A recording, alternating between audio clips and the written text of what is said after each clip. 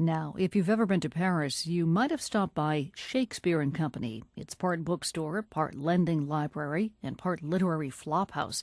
It was started in 1921 by an American. She created a literary haven for writers such as Gertrude Stein and F. Scott Fitzgerald. 30 years later, Shakespeare and Company got a new owner and a new generation of writers. Now, that owner is passing on the reins. The World's Jerry Haddon reports from Paris. 3 floors above the Shakespeare and Company bookstore, a 93-year-old man with bright blue eyes and wild tufts of white hair sits in his parlor. George Whitman is my name, America is my nation, Paris is my dwelling place, and heaven's my destination. That's a little jingle that I learned in grammar school in Salem, Massachusetts when I was a kid. I'll repeat it in my old age. Everything else I forget, yeah. Actually, George Whitman's head is full of memories. For more than half a century, he's run this English-language bookstore and home for wayward writers. Scattered around the store's nooks and passageways are small sleeping berths piled with books by day and slumbering writers by night. Why lock people out? When you lock the door, lock people in. Keep all the people in that you can do. So from the very first night, I had friends of mine sleeping in my place, in my back room. Since the 1920s, Shakespeare and Company has been a refuge for young writers and poets. Hemingway showed off his war wounds here.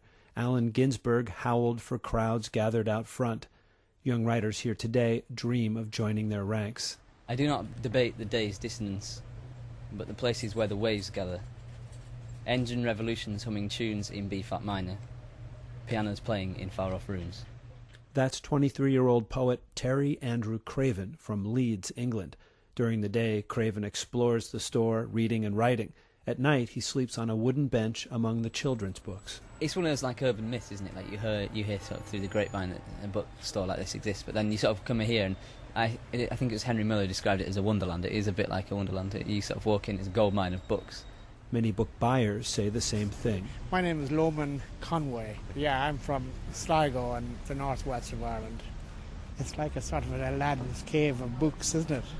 It always looked to me to be that you'd get a find to say, there's a book, I've found it. You know, I've been looking for it for 50 years, say, and now I've found it. Yeah. George Whitman had hoped to run his store until he was 100 years old, but fatigue got the better of him. Today, his 26-year-old daughter, Sylvia, manages daily operations.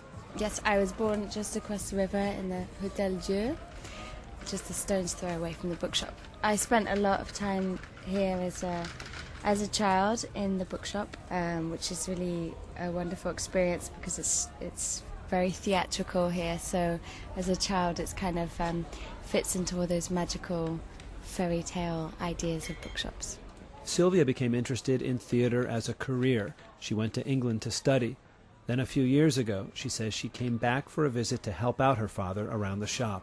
And I came back, and I really was not my plan to stay and manage the bookshop. But it's very difficult not to fall in love with this place and not to completely fall into the trap of Paris. So it was supposed to be one summer, and now it's kind of 4 years later. And I don't think I'll be going back. Sylvia says she has no plans to change the place, although she does screen potential writers in residence a bit more than her father did. She makes them explain their writing project before letting them in. George still pops down to the store from time to time, startling staff and visitors in his pajamas. Thinking they're going to a reputable bookstore when they find it's just an incredible, thoughtable place. They don't know what it's all about, but they feel very happy, and they never forget it. They come back years later. Shakespeare and Company is open till midnight, and if you're a writer, chances are you can stay till morning.